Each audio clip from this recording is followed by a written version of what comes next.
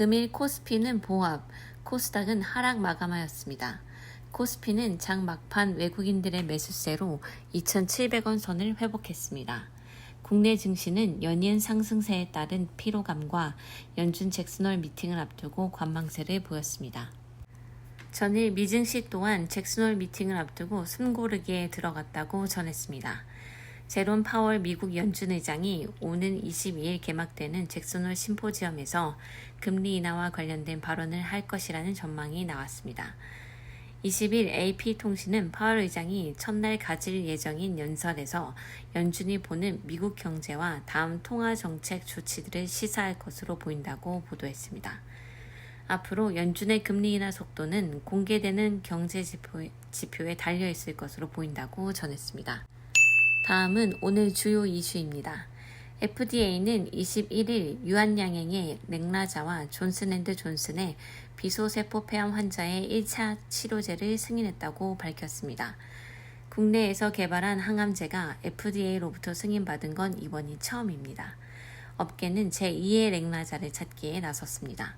한미는 승인 좌절, HLB는 서류가 반려돼 유한양행과 같은 오픈 이노베이션으로 장기 전략을 추진해야 된다고 전했습니다. FDA 승인 소식에 차익 매물이 쏟아지면서 유한양행의 주가는 제자리 걸음이었습니다. 오스코텍은 최근 상승분을 반납하는 급락이 나왔습니다. 로봇 섹터에 저가 매수세가 연이어 들어왔습니다. SPB테크와 이렌시스는 삼성 보피 출시 임박 소식에 연이은 상승세를 보여줬습니다. 레인보우 로보틱스는 8거래의 연속 상승을 이어나갔습니다.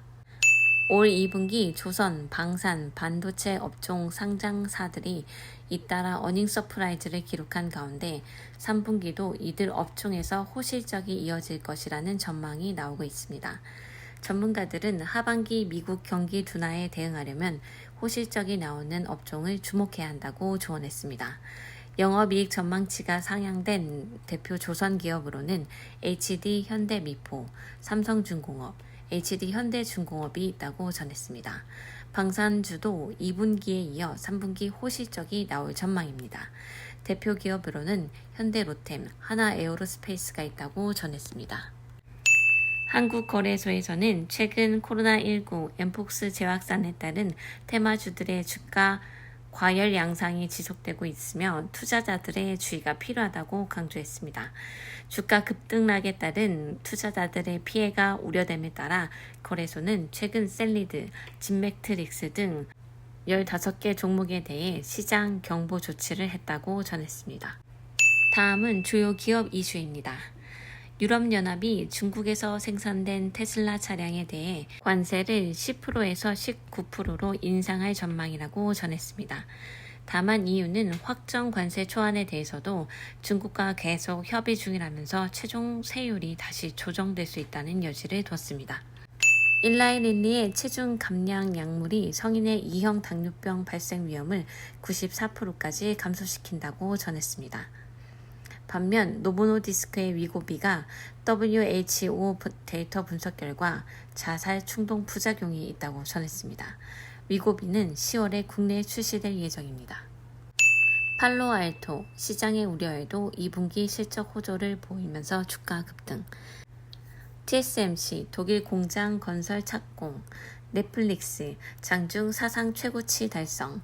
오징어 게임 2 등 인기 시리즈의 속편에 대한 기대감 반영. SK텔레콤, 미국 람다와 엔비디아 GPU 기반 AI 데이터 센터 만든다. 현대차, GM 포드 제치고 2위, 과충전 방지 시스템 탑재하고 테슬라까지 위협. 화성밸브, 이달 동해가스전 주관사 입찰 소식에 주가 급등. 녹십자, 미국 수출 날개단 알리글로로 하반기 실적 본격화 기대감의 강세. 다음은 오늘 특징주에 대해 살펴보도록 하겠습니다. TDS팜, 독보적 경피약물 전달 기술 보유로 코스닥 신규 상장 첫날 따따블 달성. 원익, 최대 주주 변경 공시 1년간 의무 보육 소식으로 상한가 달성. RT캐스트, 전기 과충전 제한, 국내 유일 특허를 보유한 차지인 지유 지분 보유 부각으로 상한가 달성. 시간의 특징주, 오크라 재건 사업 간담회 개최 소식으로 전기 전선주 수혜 기대감으로 시간회에서 급등. 다음은 오늘 나온 리포트 순위 1위부터 6위까지 살펴보도록 하겠습니다. 유한양행이 1위부터 3위까지 차지했습니다.